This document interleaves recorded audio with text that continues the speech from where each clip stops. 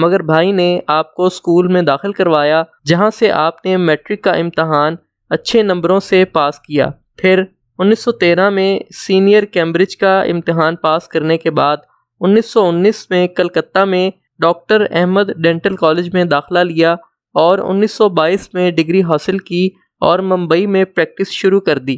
कायद आज़म मोहम्मद अली जिन्ना की शरीक हयात की वफ़ात के बाद 20 फरवरी 1929 को आप अपना क्लिनिक छोड़कर इनके घर में मुंतकिल हो गईं।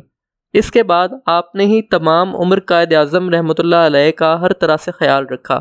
मोहतरमा फ़ातिमा जिन्ना एक एहतसास शख्सियत थीं जिन्होंने पहली मरतबा 20वीं सदी की ख़वातीन के लिए सियासी सफ़र का आगाज़ किया।